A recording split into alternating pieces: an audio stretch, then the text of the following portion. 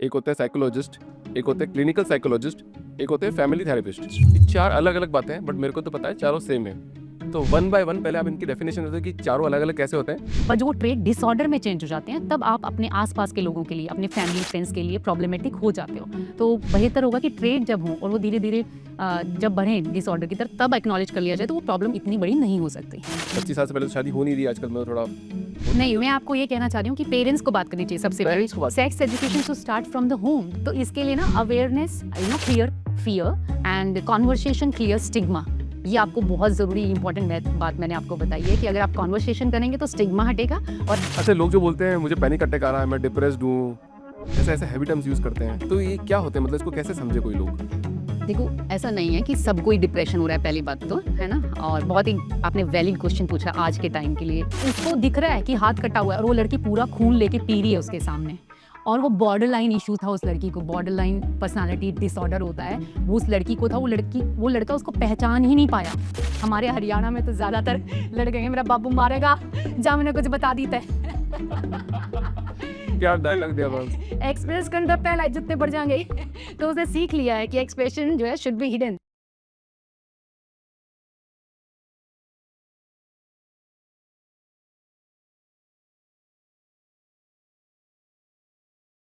Doctor Pankaja ma'am, बहुत बहुत स्वागत है आपका द फाउंडर्स ड्रीम के अंदर। Thank you so much, thank you. एक वुमन एंटरप्रेन्योर जब भी आती है मैं बड़ा खुश होता हूँ, मैं हर बार यही बात बोलता हूँ, ओके। क्योंकि आजकल तो फिर भी ठीक है, पहले 10 में से सिर्फ एक वुमन एंटरप्रेन्योर पॉडकास्ट में आती थी और अपनी बात रखती थी कि वो क्या करते हैं, कैसे करते हैं।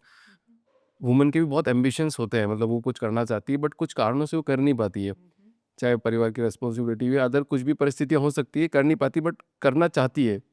तो पहले तो आज से साल पर मेरे मैडम 10 में से एक वुमेन एंटरप्रेन्योर आती थी। अब मैं बात बार बार बोलता हूँ तो शायद लोग सुनते हैं, लोग इंस्पायर भी होंगे। इंस्पायर होते हैं, और उसके बाद में आज की तारीख ऐसी है कि 10 में से 4 वुमेन एंटरप्रेन्योर आने लग गई है, और कल ये आंकड़ा बढ़ते बढ़ते कम से कम भी 10 में से 7 पहुंच जाएगा ओके, आई दैट्स थिंक 2026 में। गुड। पंकज मैम, इस पॉडकास्ट की शुरुआत करने से पहले मैं एक बात बोलना चाहता हूँ वुमेन पे, ठीक है? सो डॉक्टर पंकजा मैम पे, कि पेन मतलब दर्द आदमी को निराश नहीं करता है, वो आदमी को एक्सपेंसिव बना देता है। True that, I agree. Yes, it is. Ma'am, आप एक मेंटल वेलनेस कोच हैं, ट्रैवलिंग भी करते हैं, आपकी हॉबीज़ बहुत अलग अलग है, उसके अराउंड डिस्कस करेंगे। बट सबसे पहले ना मैं 2-3 चीज़ हैं तो उसको क्लेरिफाई करते हैं। एक तो साइकेट्रिस्ट होते हैं, एक होता है साइकोलॉजिस्ट, एक होते हैं क्लिनिकल साइकोलॉजिस्ट, एक होते हैं फैमिली थेरेपिस्ट। ये चार अलग अलग बातें हैं, बट मेरे को तो पता है चारों सेम है। तो वन बाय वन पहले आप इनकी डेफिनेशन देते कि चारों अलग अलग कैसे होते हैं। पहले बात करते हैं साइकेट्रिस्ट कौन होते हैं। Alright, so very nice question you have asked. People are not aware about this, right. लोगों को पता है कि कोई मेंटल हेल्थ इशू होता है तो डॉक्टर के पास जाना है, पर किस डॉक्टर के पास जाना है ये अवेयरनेस नहीं है इंडिया में, राइट।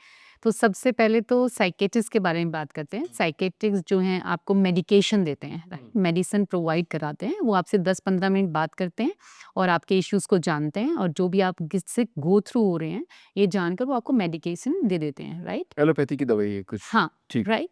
आयुर्वेदिक तो देंगे नहीं psychiatrist. They have done MD in psychiatry, तो they have to give the medication of allopathy, right.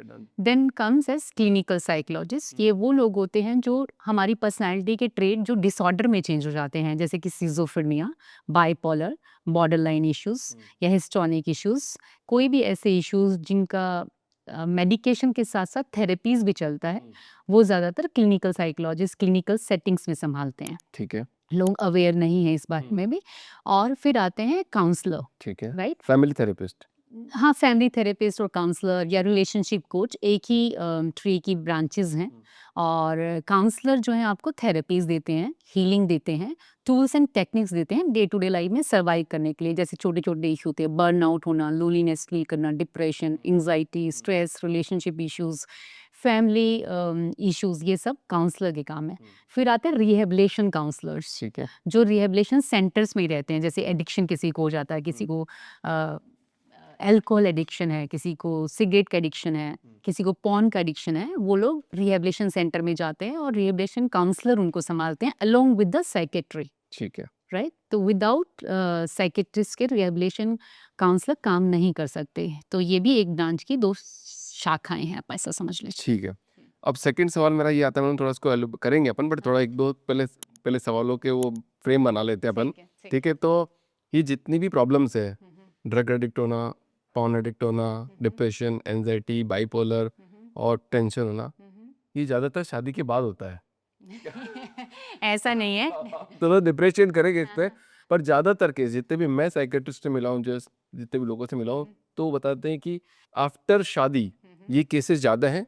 Before शादी तो आप शायद दोस्तों में मग्न रहते हो, पर ये अपने पेरेंट्स के साथ रहते हो, तो वो कम होता है। तो अभी आपकी क्या विचारधारा है इसमें? हाँ, तो मैं ऐसा बिल्कुल भी नहीं समझती कि रिलेशनशिप में आने के बाद आपको प्रॉब्लम्स आती हैं। समवेयर वो वहाँ पे पहले टिकिंग हो रहा था, राइट? आपने उसको एक्नॉलेज नहीं किया।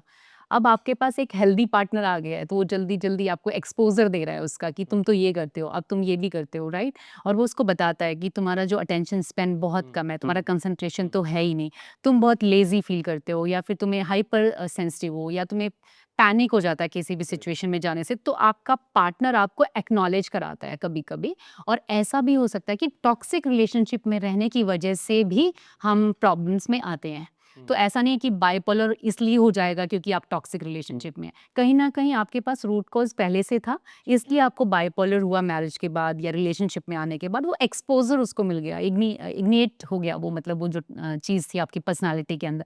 हमारी पर्सनैलिटी में सारे ट्रेट्स एक जैसे ही होते हैं सबकी पर्सनैलिटी में, राइट? पर जो वो ट्रेट डिसऑर्डर में चेंज हो जाते हैं, तब आप अपने आस-पास के लोगों के लिए, अपने फैमिली, फ्रेंड्स के लिए प्रॉब्लमेटिक हो जाते हो। तो बेहतर होगा कि ट्रेट जब हों और वो धीरे-धीरे जब बढ़ें डिसऑर्डर की तरफ, तब एक्नॉलेज कर लिया जाए, तो वो प्रॉब्लम इतनी बड़ी नहीं हो सकती। तो मैम ये प्रॉब्लम स्टार्ट होती कहाँ से? मतलब बचपन, मतलब आजकल तो यार है कि डिप्रेशन इंडिया में बच्चों में ज़्यादा हो रहा है। तो क्या पेरेंट्स से आता है या जेनेटिक बीमारी है कोई?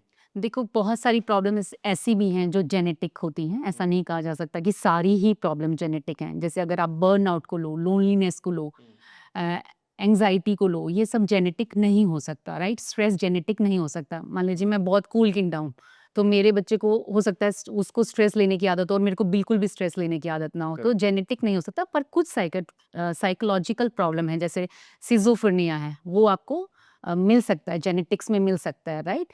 या न्यूरोलॉजिकल कोई प्रॉब्लम है, वो आपको वो भी प्रॉब्लम मिल सकती हैं जेनेटिकली। हमारे यहाँ न्यूरोसाइकोलॉजिस्ट भी होते हैं, जो कि हमने डिस्कस ही नहीं किए, व्हिच इज़ वेरी इंपॉर्टेंट। जो न्यूरोस से लेके जो भी न्यूरॉन्स की प्रॉब्लम है या नर्वस सिस्टम की जो बेसिक प्रॉब्लम है, उनको हेल्प करते हैं। तो साइकोसिस और न्यूरोसिस 2 प्रॉब्लम होती हैं।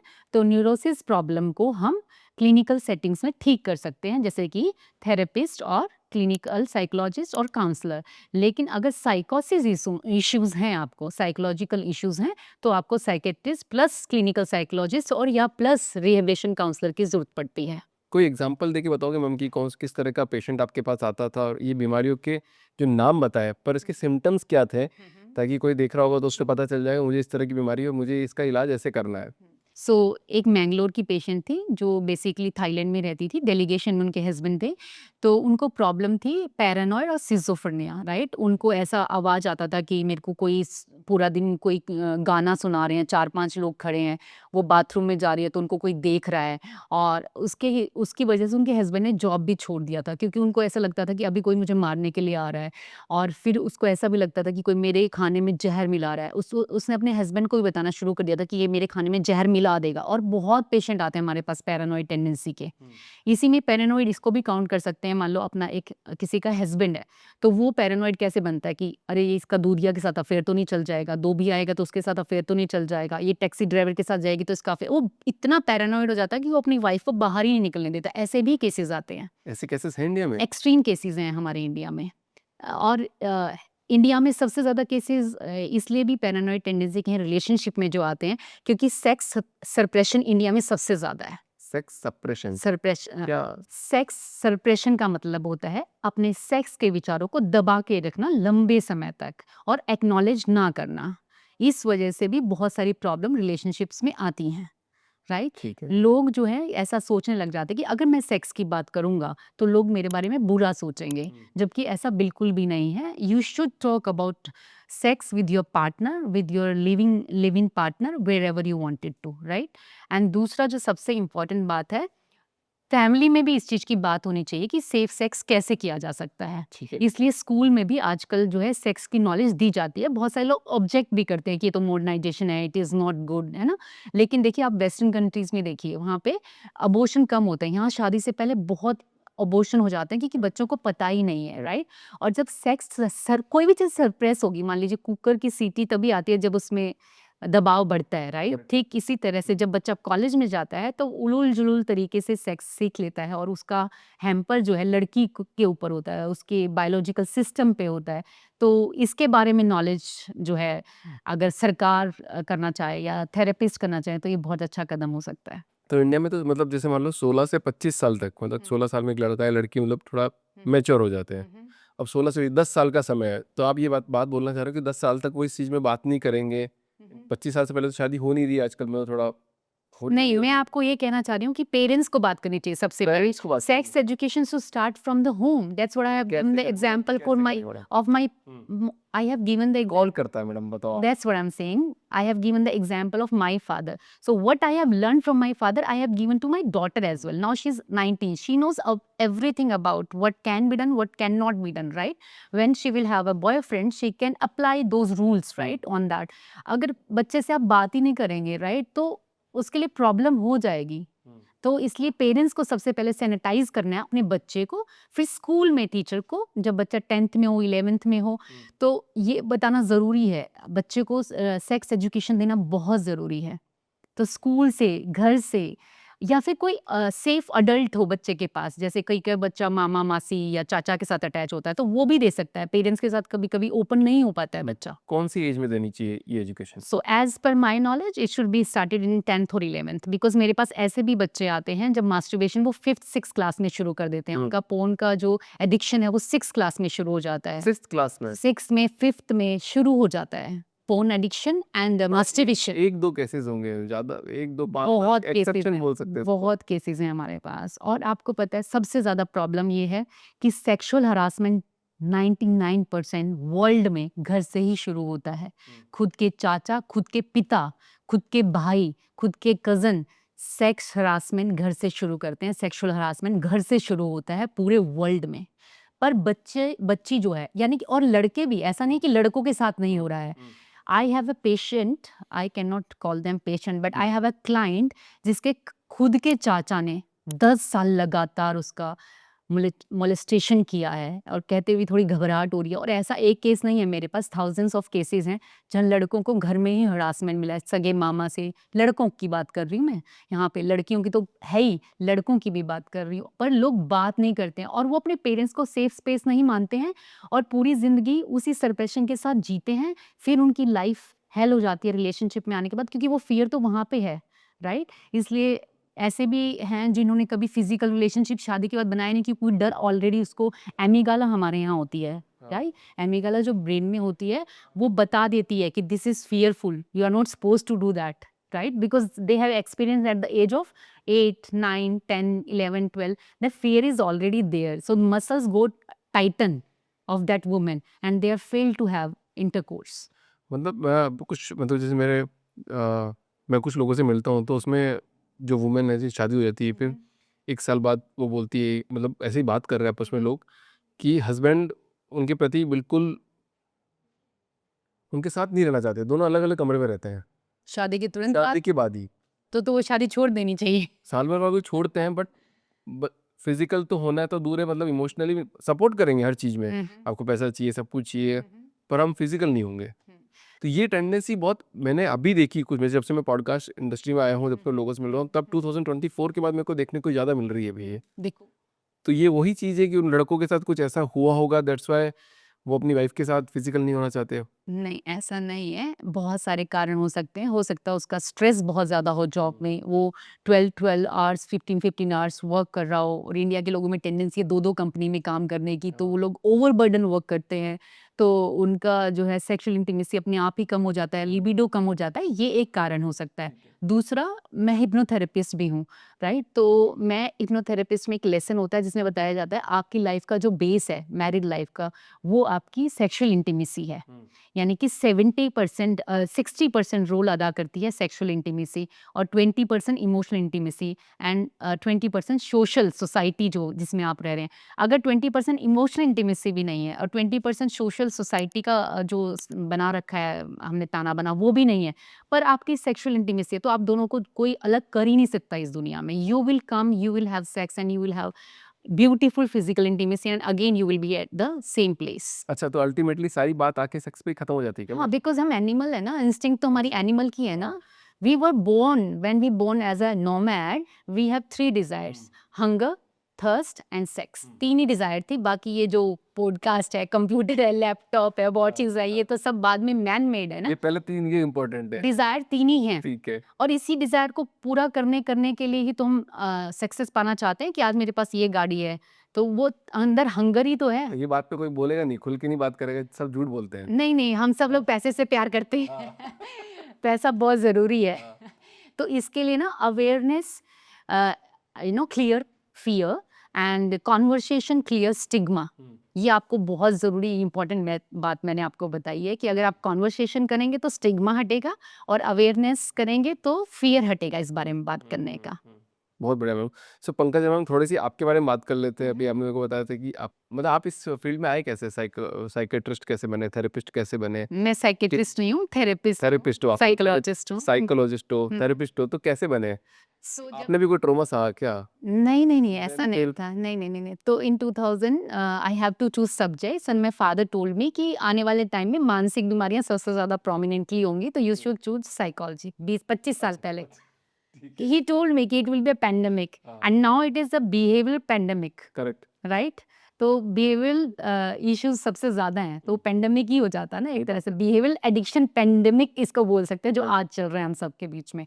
तो फिर I have chosen this subject. तब तो मुझे ये भी नहीं पता था साइकोलॉजी की जो स्पेलिंग है वो पी से शुरू होती है। Then I have done my MPhil, then I have done my PhD, then I have done neurolinguistic program, then I have done emotional intimacy program, I have done hypnotherapy, I have done reiki, I have done many things, and I have learned it, then I start practicing it. It is going well. अच्छा, लोग जो बोलते हैं मुझे panic attack आ रहा है, मैं depressed हूँ, ऐसे ऐसे हैवी टर्म्स यूज करते हैं, तो ये क्या होते हैं? मतलब इसको कैसे समझे कोई लोग? देखो, ऐसा नहीं है कि सबको ही डिप्रेशन हो रहा है, पहली बात तो, है ना? और बहुत ही आपने वैलिड क्वेश्चन पूछा आज के टाइम के लिए, क्योंकि बहुत सारे लोग कहते हैं अरे ये तो डिप्रेस्ड ही रहता है, इसको तो पैनिक अटैक हो जाते हैं। बहुत हैवी टर्म आप यूज़ नहीं कर सकते। कभी-कभी इमोशनल डिसफंक्शनल होता है आदमी, कभी सैड होता है, कभी लोनली होता है। पैनिक अटैक की बजाय अगर आप उसको बोल सकें कि इसको एंग्जाइटी हो रही है, पैल्पिटेशन हो रही है, क्योंकि जो आप अपने सबकॉन्शियस को दे रहे हो, आपका सबकॉन्शियस उसको लर्न कर रहा है। अगर आप रोज़ उठ के ही अपने पार्टनर को, अपने बच्चों को ये कह रहे हो कि मैं तो डिप्रेस फील करता हूँ, मैं तो एंग्जाइटी होती है मुझे, तो आप अपने सबकॉन्शियस को ये बात बता रहे हो, हर बार जितने भी लोगों को बता रहे हो कि you are going through something. तो इलनेस में चेंज हो जाता है, वो डिजीज़ में चेंज हो जाता है, राइट? तो हैवी वर्ड यूज़ करने की ज़रूरत नहीं है। पहले अवेयरनेस ज़रूरी है कि ये सैडनेस है, लोनलीनेस है, अगर अकेलापन है, दुख है, तो ऐसा नहीं है पहले दुख नहीं होते थे और डिप्रेशन में नहीं आते थे लोग, लेकिन आजकल अवेयरनेस है। तो go to the psychologist and find out through the psychometric assessment, we will get to know कि what is the intensity of sadness. अगर वो बहुत ही प्रो है, बहुत ही BR स्कोर से ऊपर है, तो फिर आपको जो है थेरेपिस्ट की ज़रूरत है, और अगर उससे भी ऊपर है, सीवियरिटी उससे भी ऊपर है, तो आपको साइकियाट्रिस्ट की ज़रूरत है। आप हैवी टर्म यूज़ करोगे तो you are telling your brain that you are ill, and you are going to be ill because you are manifesting it.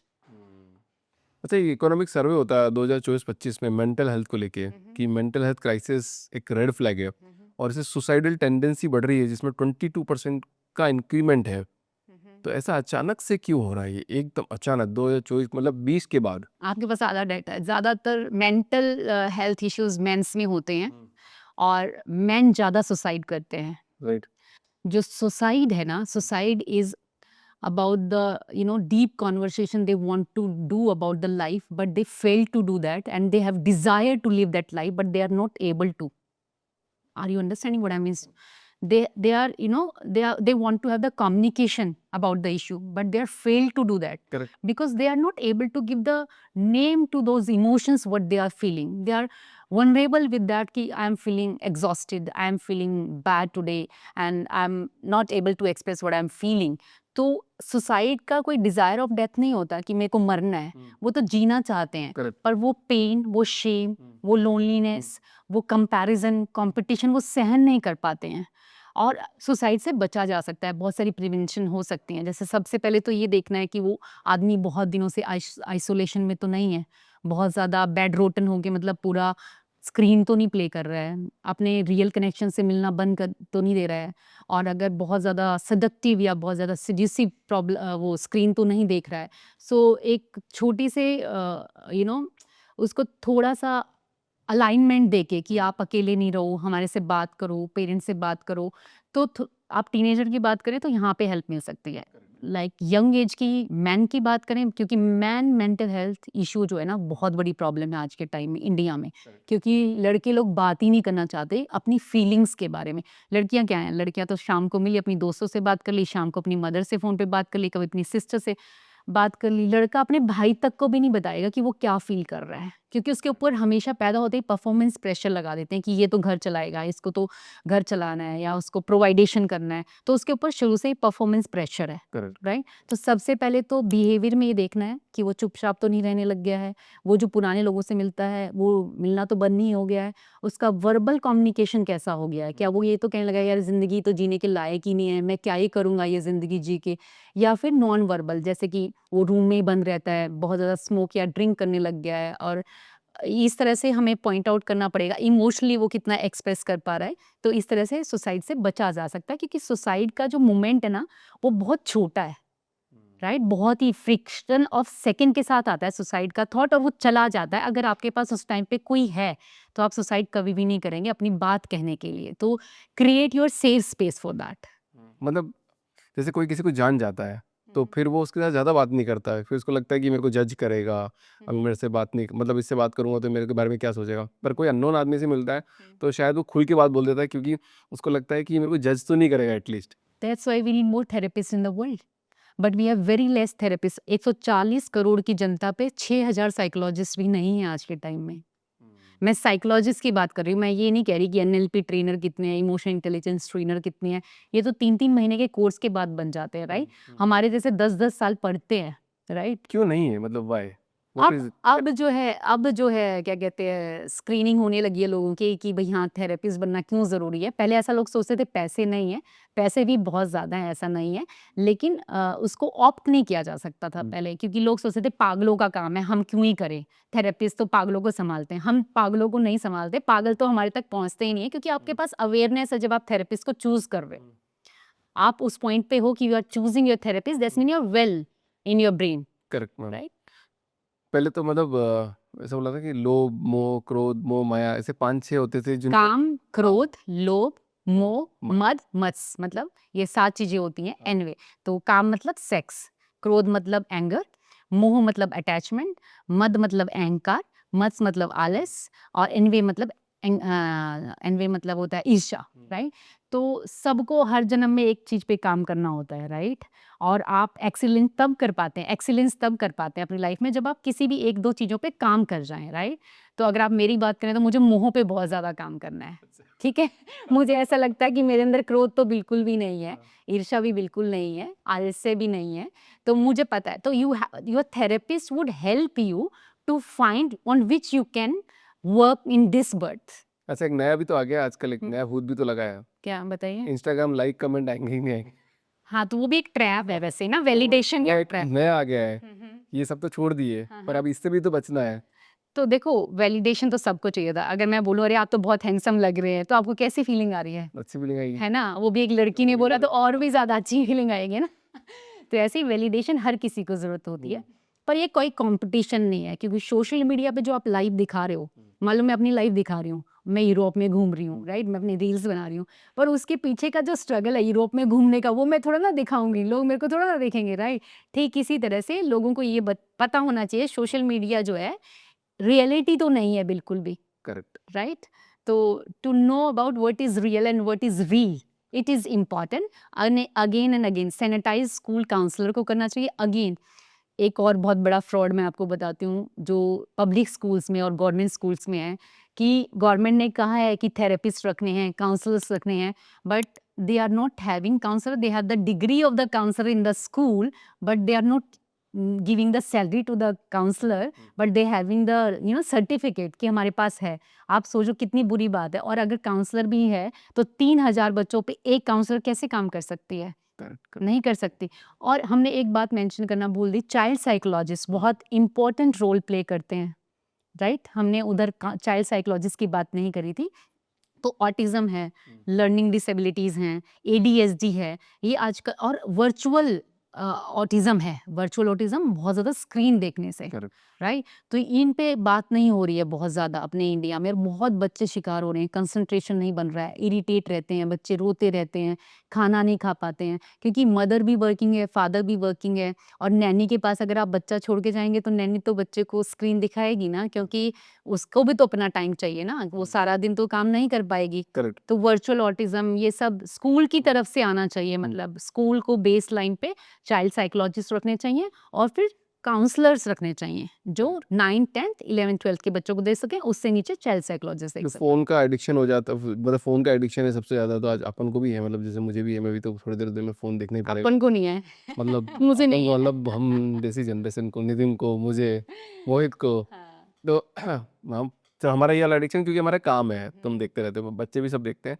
तो कोई भी एडिक्शन को परमानेंटली क्योर किया जा सकता है? कोई सिगरेट पीता होगा, किसी का और का कोई और एडिक्शन होगा, तो सब क्योर किए जा सकते, परमानेंटली हो सकते हैं, या पूरी लाइफ टाइम स्ट्रगल ही रहता है? जैसे इसका एक बहुत रियल एग्जांपल देता हूँ कि ब्रह्मचर्य की बात करते हैं. हाँ. कि ब्रह्मचर्य रहना चाहिए, रहना चाहिए, रहना चाहिए, 30 दिन, 60 दिन, 50 दिन, 100 दिन, 500 दिन, या कभी करना नहीं चाहिए. तो अभी एक बच्चा है जिसकी ऑलरेडी डिजायर है, उसको पता नहीं है, बट वो ये फॉलो कर लेता है. तो ऑलरेडी वो, आपने जो पहले बात करी थी सेक्स सरप्रेस्ड की, तो फिर तो वो बाद में कहीं ना कहीं अपनी कुंठा निकालेगा. एडिक्शन तो मास्टरबेशन का भी होता है ना बहुत बच्चों को. आपको पता होगा कि डेली मास्टरबेशन भी करते हैं. और मास्टरबेशन क्यों नहीं करना चाहिए मैं आपको ही बता सकती हूँ कि डेली मास्टरबेशन से क्या होगा. आपके जो फिंगर हैं ये बहुत स्ट्रॉन्ग है, राइट? आप मास्टरबेट कर रहे हो ना, तो आपकी फिंगर का फील ले रहा है आपका पीनस, राइट? जब विजाइना में जाएगा तो वो इतनी सॉफ्ट होती है, वो फील आपको आ ही नहीं सकता. Again dissatisfaction of the relationship, right? तो वहाँ पे भी फेल हो जाएगा रिलेशनशिप. तो पेरेंट्स को यहाँ से, फिर अगेन पेरेंट्स का ही रोल है हर चीज़ में ना, क्योंकि पेरेंट ही एजुकेशन देता है. और सोशल मीडिया की एडिक्शन की बात आप कर रहे थे. सोशल मीडिया इसलिए भी ज़्यादा दे रहे हैं कि इमोशनल वैक्यूम को भरना चाहते हैं लोग. इमोशनल वैक्यूम आप समझते हैं? खालीपन की भावना जो है ना, वो अंदर बहुत ज़्यादा है लोगों की. बिकॉज आप भी कहेंगे मैम मुझे को कुछ नहीं चाहिए, बस शांति चाहिए, सुकून चाहिए. पर जब आपको मिलेगा ना वो शांति सुकून, आप रह भी नहीं पाएंगे उसके साथ. सही बात है. Because we are fail to live with us. That is the problem. हम अपने साथ नहीं रह पा रहे हैं और हम कह रहे हैं हमें शांति चाहिए, right? Then you need a partner. अगर कोई भी पार्टनर आएगा तो आपके इश्यूज चाहे इमोशनल हैं, फिजिकल है, साइकोलॉजिकल हैं, सोशल है, इकोनॉमिकल हैं, तो उनको हिट तो वो करेगा, फिर फाइट होगी. तो एडिक्शन इसलिए भी बढ़ रहा है कि लोग जो है ना अपने साथ नहीं रह पा रहे हैं और आपको लगता है कि थोड़ा टाइम और ज़्यादा है, और जब आप 1 घंटे के लिए बैठते हैं 4 घंटे कहाँ गए आपको पता भी नहीं लगता है. चलो, इस बात से तो गुरुओं की वाणी भी सत्य हो गई आज मैडम. कैसे? अपने साथ रहना सीखो, अपने साथ अगर, तो सबकी अपने आप ही सॉल्व हो जाएगी. मेरे पास एक लड़की आई थी तो उसने बोला कि मैम मुझे ना ओटीटी का बहुत प्रॉब्लम है, ओटीटी में बहुत ज़्यादा देखती हूँ. अब मुझे ओटीटी का मतलब नहीं पता था. मैंने उसको बोला ओटीटी का फुल फॉर्म क्या होता है? उसने कहा मैम मुझे नहीं पता. मैंने कहा पर तुम तो इतनी एजुकेटेड हो, पता होना चाहिए, तुम तो डिजिटल मार्केटिंग में काम करती हो. तो उसने मेरे सामने ही गूगल पे सर्च किया. आप बताओ क्या होता हो? Over the top. Over the top is the meaning of OTT, यानी कि सबसे ऊपर. उसे नाम ही ऐसा रखा है. अब तुम कुछ भी कर लो, तुम ओटीटी को छोड़ नहीं सकते कि now it is over the top, right? Psychological hit किया ना उसने भी. तो हर एक चीज का एडिक्शन छूट सकता है. ऐसी कोई एडिक्शन नहीं है जिसको आप नहीं छोड़ सकते. Is all about the will power. पर सबकी विल पावर भी स्ट्रांग नहीं होती. उसका रीजन है हमारा ये आज्ञा चक्र है, राइट?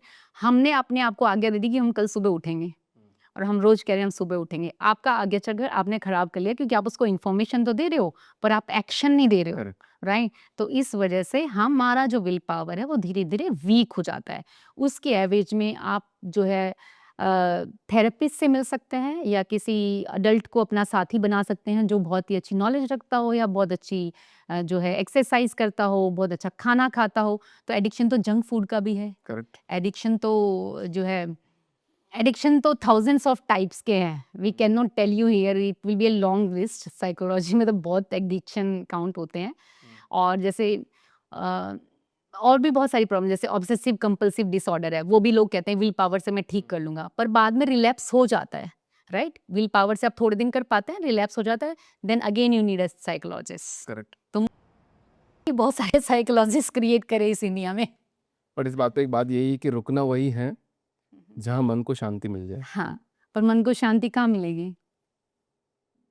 बहुत जगह मिल सकती है, मेरे को पॉडकास्ट में मिल सकती है, आपको बाइक राइडिंग में मिल सकती है, मुझे अपने कुछ क्लाइंट्स के साथ सबसे क्लाइंट ज़्यादा मिल मिलती सकती है। है। मतलब जहाँ आप वहीं रुक, आप वहाँ ठहर गए तो आप अपनी लाइफ में एक्सेल कर गए। मैं यहाँ ठहर गया, मैं एग्जैक्टली। कहीं नहीं जाता, मैं पॉडकास्ट में ठहर गया, मुझे यहीं शांति मिलती है। मैं बोलता हूँ कि दिन में 10-15 पॉडकास्ट क्यों नहीं होते, मुझे शांति में मिलती है। तो अपने आप एलिवेट कर रहा हूँ, तो 500 पॉडकास्ट कर लिए हमने।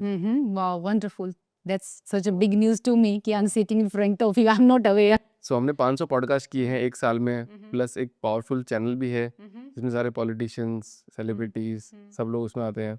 फाउंडर्स भी में फाउंडर्स आते हैं। गुड, तो I am handling politician, bureaucrats and celebrities, तो आप मेंटल वेलनेस सेंटर पे उनको भेज दीजिए। ठीक है, हाय जुबा।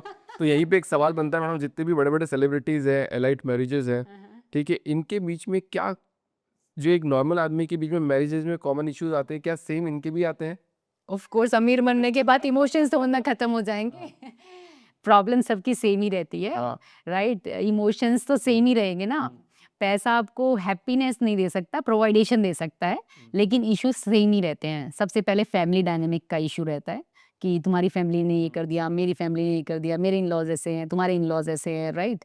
और then understanding, right? Deep conversation बहुत ही लैक कर दे, लैक ऑफ डीप कॉन्वर्सेशन। दोनों में नहीं होता है, कॉमन मैन में भी नहीं होता है और अमीरों में भी नहीं होता है। हाँ, अमीरों में कुछ ऐसा स्पेसिफिक नहीं है कि आप अमीर बन गए तो आपका रिलेशनशिप नहीं, हो तो श्योर। पर एक छोटी सी बात करते हैं, जो गरीब है तो वाइफ हस्बैंड के बीच में बात होगी, पैसे कमाओ पैसे कमाओ पैसे कमाओ, ये सब फालतू बातें हैं। इमोशन बात करनी, ये सब फालतू बातें हैं।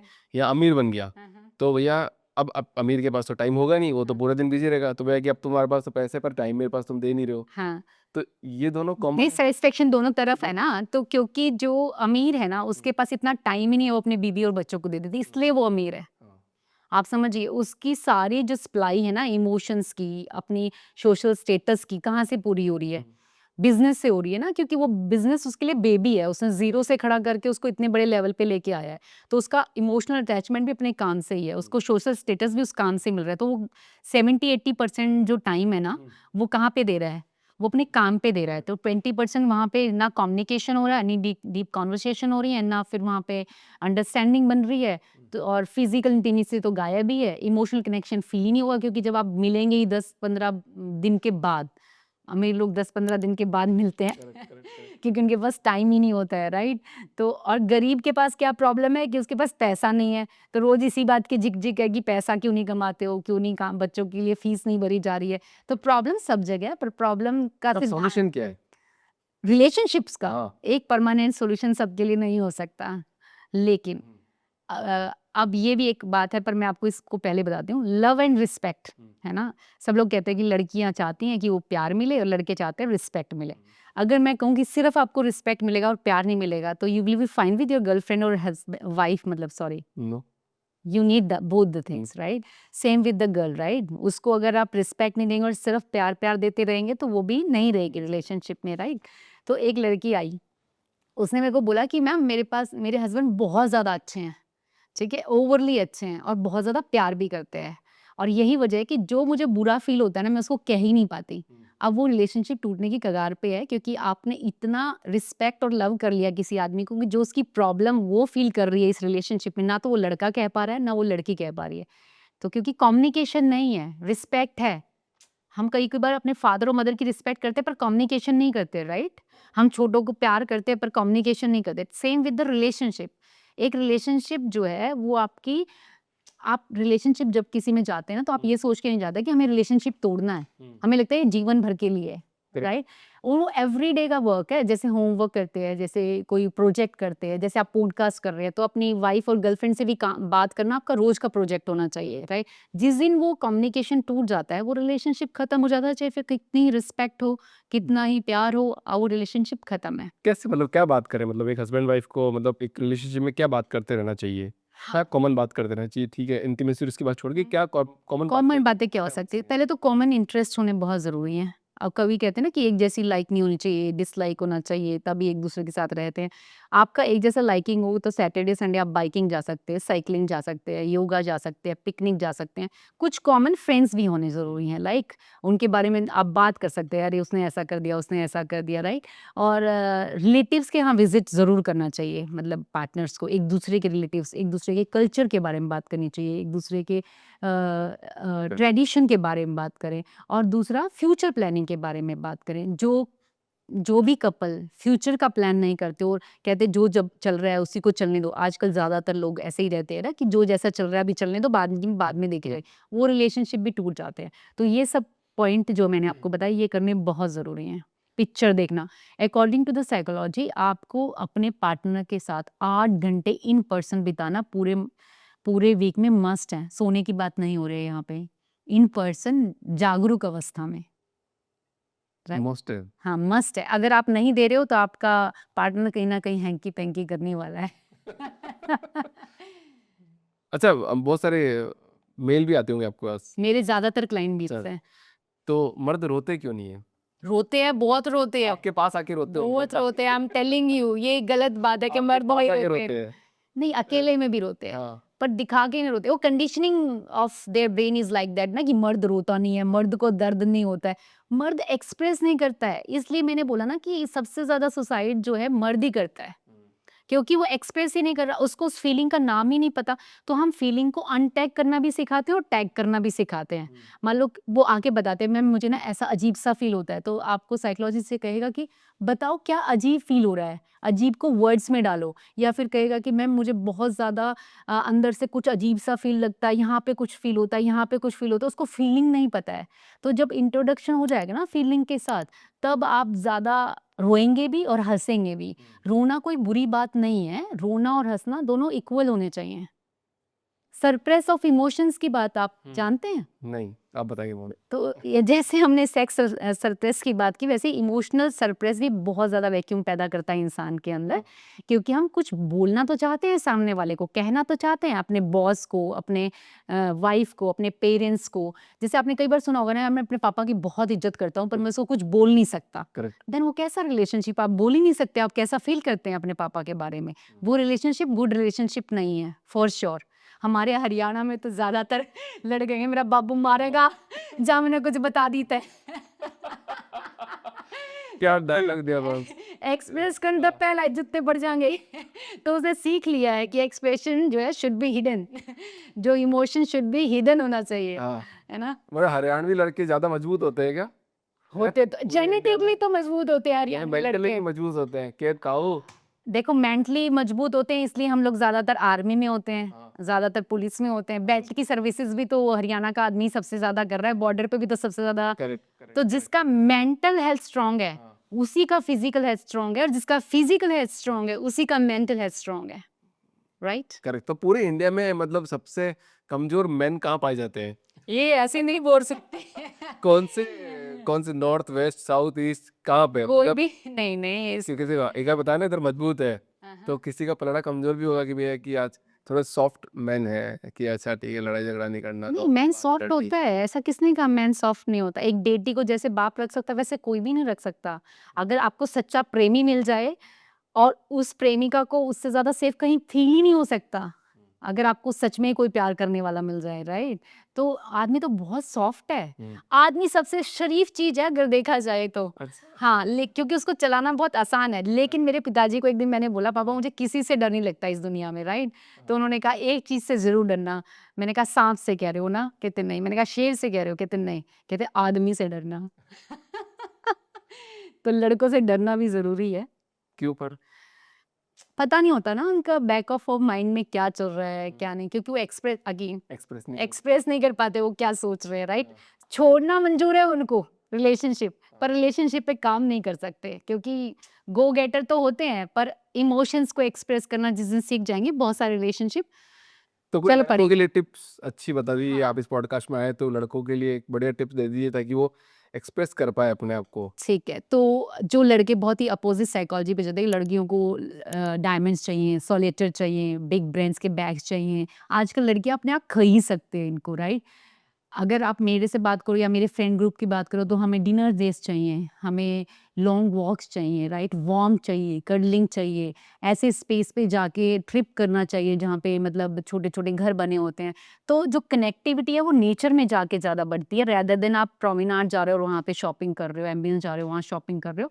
आप जाइए, पहाड़ों में जाइए, बीचेज़ पे जाइए। लड़की को ज़्यादा फैंसी चीज़ें नहीं चाहिए, ऐसा लड़के सोचते हैं क्योंकि हम फैंसी-फैंसी बन के रहते हैं। पर कनेक्शन कहाँ डेवलप होता है? जब आप उनको छोटी कोई चीज़ दें, कोई चिट लिख के दे दी, उनके डिनर टेबल पे कुछ लिख के रख दिया, फ्लावर्स ला के दे दिए और कनेक्शन फ़ील करती हैं लड़कियाँ। लड़के कनेक्शन कम फ़ील कर पाते हैं। कुछ एक तो सवाल और है मैम। ठीक है, सो आजकल का जेन ज़ी है ना, हर चीज़ को रील पे बना देता है। गुस्सा करेगा तो रील पे बना देगा, प्यार का इमोशंस करेगा तो रील पे बना देगा, सब कुछ रील पे कर देगा। तो इससे क्या मेंटल हैरेसमेंट ज़्यादा बढ़ रहा है या सिर्फ सब अपने आप को एक्सप्रेस कर रहे हैं?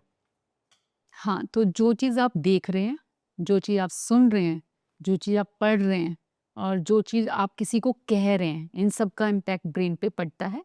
और कॉन्शियस ब्रेन और सबकॉन्शियस ब्रेन वो इन्फॉर्मेशन लेता है। कॉन्शियस जो बार-बार रिपीट कर रहा है, सबकॉन्शियस उसको रिसीव कर रहा है बेसिकली, करेक्ट। राइट? तो सबकॉन्शियस को आप वो इन्फॉर्मेशन दे रहे हो। मान लो आप मैं बैठ के अभी कुछ बात कर रहे हैं रिलेशनशिप की और थोड़ी देर बाद जब हम अपना फ़ोन उठाएँगे तो रिलेशनशिप की बहुत सारी वीडियोज़ आना शुरू हो जाएगी, राइट? तो आपका ये एआई प्रोग्राम्ड है अकॉर्डिंग टू द जैसे भी वर्ल्ड चलता है उसको रिसीव करने का, राइट? तो अकेला सोशल मीडिया प्रॉब्लम नहीं है, रील्स बनाना प्रॉब्लम नहीं है, बहुत सारी प्रॉब्लम है। एब्सेंस ऑफ पेरेंटिंग भी एक प्रॉब्लम है। ऐसा बहुत सारे लोग कहते हैं कि सिंगल मदर होगी तो दुखी रहेगी, सिंगल फादर रहेगा तो वो दुखी हो सकती है। नहीं, ऐसा नहीं है। आपकी खुद की एनर्जी सिंगल होने पे भी कैसी है, वो डिपेंड करता है कि बच्चे उससे क्या सीख रहे हैं। करेक्ट। और आपका बच्चा अगर पूरा दिन ही स्क्रॉलिंग कर रहा है, पूरा दिन ही स्क्रीन देख रहा है, तो आपका बच्चा इसका मतलब आपने अपने बच्चे को कुछ नहीं सिखाया। सोशल मीडिया का कसूर तो नहीं बता सकते फॉर श्योर कि सिर्फ सोशल मीडिया ही जिम्मेवार है।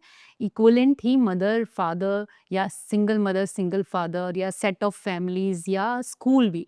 तो स्कूल को भी अवेयरनेस बतानी चाहिए कि reel is not a real world, absolutely right. Right? So we need to sanitize our kids की कितना सब तो बैन तो नहीं किया जा सकता घर में बच्चों को ना।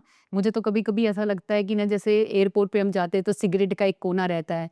होटल की बालकनी में आप रूम में सिगरेट नहीं पी सकते, बालकनी में पी सकते हो। ऐसे ही घर में ये प्रोग्राम होना चाहिए कि आप सब फ़ोन वहाँ रख दो।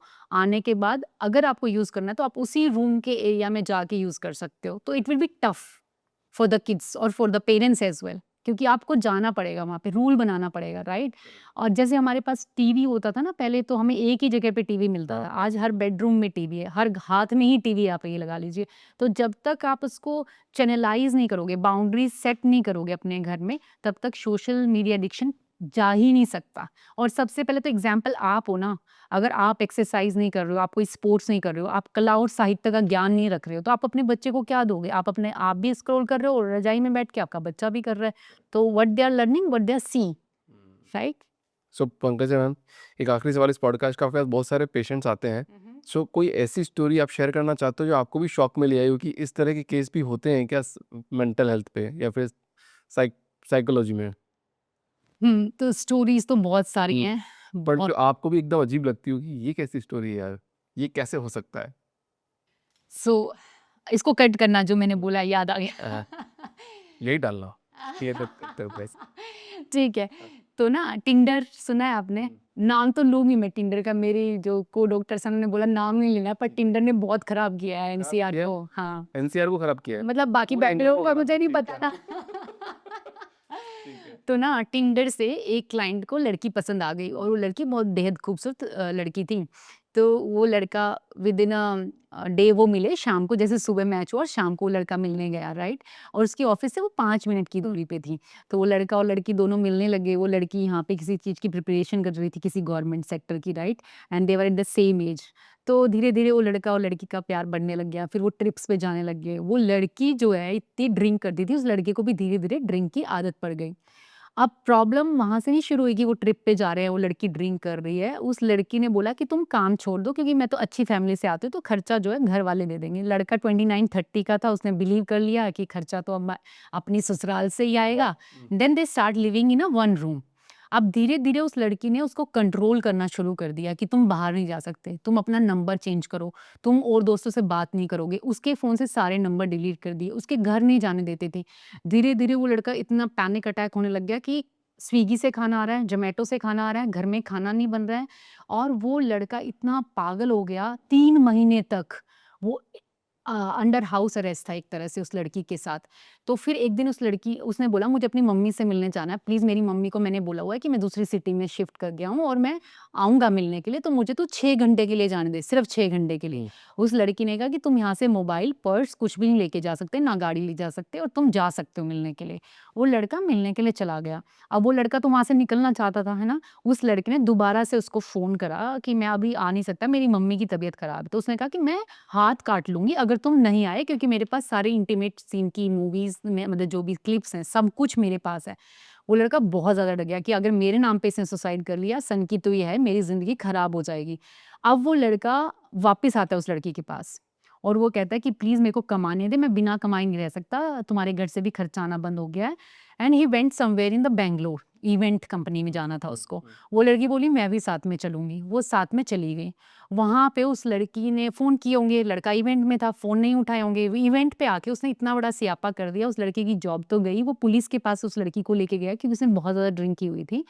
वो लड़की को उस लड़के को पुलिस वालों ने भी हेल्प नहीं किया। अगर देखो अपोज़िट होता ना, अगर लड़की किसी पुलिस वाले के पास जाती तो पुलिस वाला हेल्प करता। आप सोचो लड़के को हेल्प भी नहीं किया। उसने कहा मुझे इससे छुड़वा दो प्लीज़ कैसे भी करके। वहाँ से वो लोग वापस दिल्ली आ गए। यहाँ आके ऐसे कोई बहस हुई अगले दिन और उस लड़की ने पूरा उसका यहाँ से हाथ काट दिया। उसको 25 टाँके आए उस लड़के को और उसको दिख रहा है कि हाथ कटा हुआ है और वो लड़की पूरा खून लेके पी रही है उसके सामने। और वो बॉर्डर लाइन इश्यू था उस लड़की को, बॉर्डर लाइन पर्सनैलिटी डिसऑर्डर होता है, वो उस लड़की को था। वो लड़का उसको पहचान ही नहीं पाया। जब वो हॉस्पिटल गया तो उसको लोगों ने बोला कि ये तो सुसाइड का मामला है। उसने कहा कि मैं तो लेफ्ट पे क्यों करता, अगर सुसाइड का होता तो मैं राइट से करता, मतलब कुछ भी अपोज़िट था। तो उन्होंने कहा कि ये कैसे हुआ? तो उन्होंने कहा ऐसे-ऐसे हो गया। तो वो फिर साइकोलॉजिस्ट के पास उसको लेके गया, साइकोलॉजिस्ट ने उसको बताया कि इसको ये प्रॉब्लम है, पर वो लड़की थेरेपी सेशन में भी उस लड़के के साथ ही बैठती थी।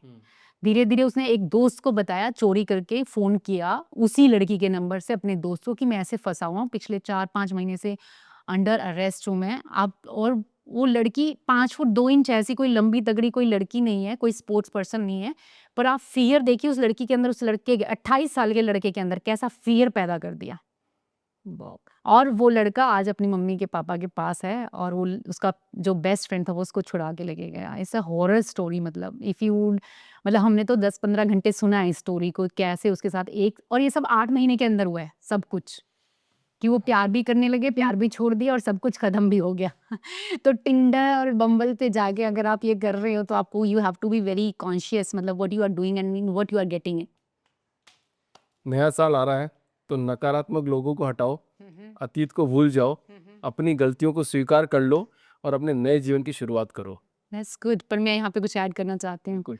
अगर नया साल आ रहा है और अगर आपको मेंटल हेल्थ इश्यूज़ फेस नहीं करने हैं, तो जिम करो, खूब सारा पानी पियो, योगा करो, ब्रीदिंग एक्सरसाइज करो, जर्नलिंग करो, गुड रीडिंग स्टफ पढ़ो और रियल लोगों से कनेक्शन रखो। जो सिर्फ सैटरडेज़ को पार्टी करते हैं उनसे नहीं, रियल लोगों से, और अपनी बाउंड्रीज़ को सेट करो।